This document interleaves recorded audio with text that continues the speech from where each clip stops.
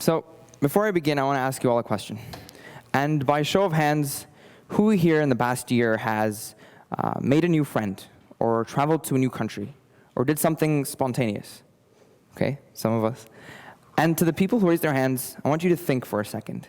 Did that event, or that friend, or that trip impact who you are as a person today? Because chances are it did. And that reminds me of what Oscar Wilde once said, that to live is the rarest thing in the world. Most people exist. That is all. And he's right. It is moments where we travel somewhere foreign, or meet someone new, or do something spontaneous. Are we ever truly alive? But in today's world, the idea of change is looked at so negatively. And that makes me wonder why. Why, if only when we're seeking change and discomfort can we be alive, why do we discourage it so much? And the sad reality is very few people are willing to do spontaneous things, and so consequently, very few people are ever truly alive. And now I want to tell you a story about me, and how I made it a mission, almost, to embrace change in my life and seek out things that make me uncomfortable. And it all began in grade 1.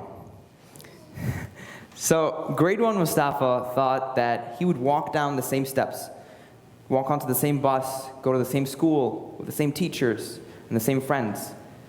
But that never happened, because since then I've moved 10 different schools in several different countries.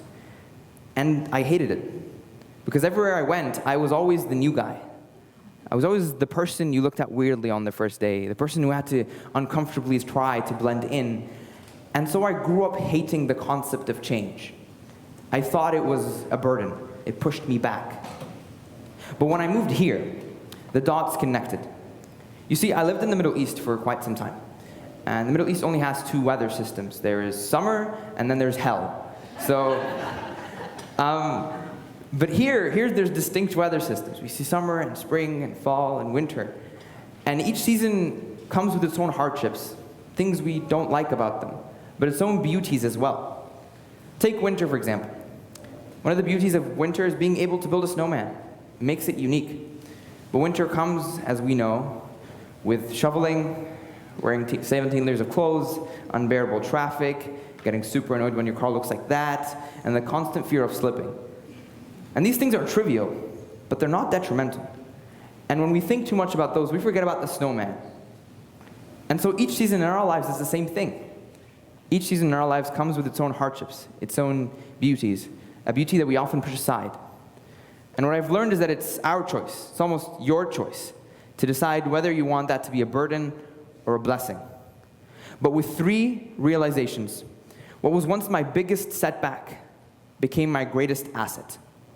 Number 1, change is human nature. Now, we often rarely think about how human society as it is today came to be. Because at our core, we are hunter-gatherers. We lived in small groups. We lived a life of constant movement, a life of constant change. Because standing still was a death sentence. But as human society evolved and advanced, we don't do that anymore. And there are consequences to that. Because we are more secluded than ever. 1 in 5 Canadians feel isolated in some way. We have become less satisfied. 36% of working people in this province say that the main reason they are dissatisfied with their work-life balance is that they don't have enough time to do different activities. We have become more cautious. Helicopter parenting got so severe in this one town that the school board actually banned parents from visiting their children during lunchtime. And it's funny, but it indicates a problem. Because we have come to fear the very thing that got us here in the first place. Change. You see, the person who created the first automobile was not a person who was looking for a way to follow routine. The person who created the first telephone was not looking for a way to blend in. The person who created the first aeroplane was definitely a person who wasn't unwilling to take a risk. But this fear that has stalled our desire to change has caused the regression of our humanity, and it comes in subtle ways nowadays. Think of the technologies that you use, whether it's Facebook or Twitter or whatever social media that you use. Because of it, we can contact people all around the world.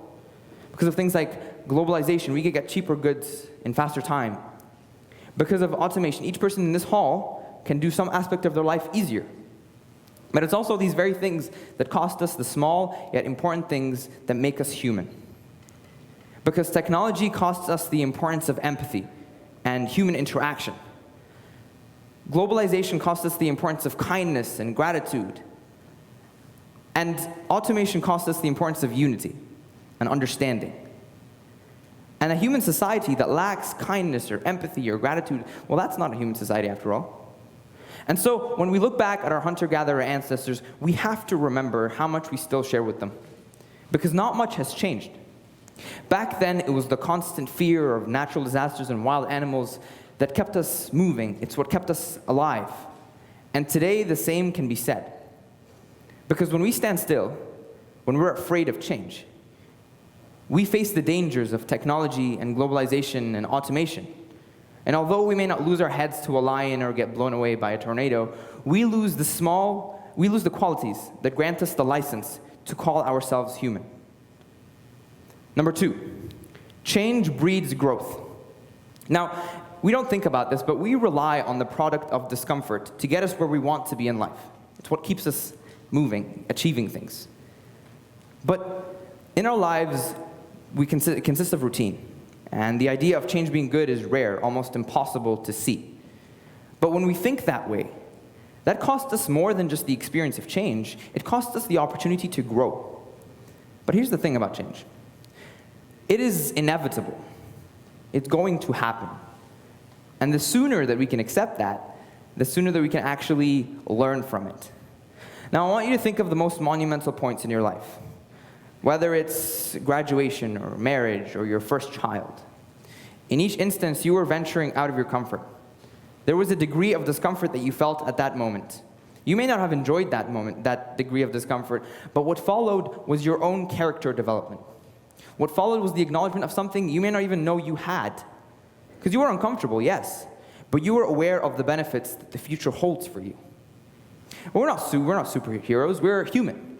We sometimes question our motives and our timing. And if during these rites of passages we get so uncomfortable, despite our full acknowledgement that these things are going to happen, what does it say about our resistance to change? But on the other hand, what can it say if we alter our understanding of what change actually is? Because you probably explicitly remember how you felt when you graduated, or when you got married, or when you had that first child. And below the love and the pride and the happiness you may have felt was the underlying acknowledgement that things are going to change, but that you are ready, because it's in your nature. We don't fear the idea of marriage or the idea of graduation. We fear the journey to that idea. And it's important to remember that on the other side of fear lies complete and total bliss. It's freedom with no strings attached. Number 3, change brings out the best in you. Now, to illustrate this point, I want to tell you another story. This time about this boy. He grew up in a poor household. He didn't have a very stable childhood. He grew up to be a boy who wasn't very good at school, and he attempted to join the military one day, and he was initially denied. Now, this boy grew up to be a man who worked as an ambulance driver. But on the side, he persevered in his love for drawing. He liked to draw cartoons. And when he got the opportunity, he sold everything he owned, and he moved to Hollywood to pursue this dream of his. Now, we know this man as Walt Disney, and we often use his story to illustrate courage, tenacity, and ambition, and everything we want our children to be. But it's just one thing. It is a man who embraced the expected and unexpected changes in his life. And what followed was the acknowledgement of the courage, the tenacity, and ambition within himself. Now ask yourself this, what is it that Walt Disney has that you don't? Nothing. There's nothing that separates you and people like Walt Disney. He just did the one thing most of us are afraid of doing, sacrificing a little bit of our comfort. Because I think grade 1 Mostafa was a Walt Disney when he was a kid. And I think so are you. All it requires is a change in understanding of what we are truly capable of as human beings. And you can't find out what you are capable of if you are not willing to change, to venture out. Now, every time I tell the story about myself and how I lived these 17 years of change, moving to different schools, I often get the same responses. Like, wow, that's so cool, or oh my God, I couldn't imagine, or I couldn't do it. And those to me are excuses. And they're not excuses that I am blaming you for. Because we are a product of a system that has made us passive. We spend a lot of time thinking and imagining and planning, and very little time doing. But our lives have a start date. Mine is 2001. And one day there will be a dash, and there will be another date. I don't know when that date is, but neither do you. And if there's anything we can all agree on is that we should be able to live that dash, embrace the dash, make it a story that we can be proud of, so we're not in a situation where we're regretting what we didn't do. You see, when a doctor goes and tends to their patient and they look at their life monitor, they look at their heartbeat, they're not looking for this. They're looking for something like that, because that is what life is. It is a series of ups and downs, a roller coaster that makes us who we are. It's what keeps us alive. And today, we're going to hear some amazing talks about innovative ways to think in a constantly changing world. But innovation does not have to come in the form of science or technology.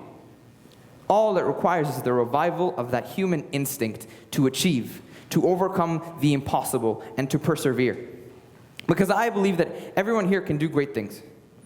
But great people don't do great things because they are ready. Great people do great things because they know they can. And if we want to achieve anything else in the future, we have to be willing to sacrifice a little bit of that comfort that we cherish.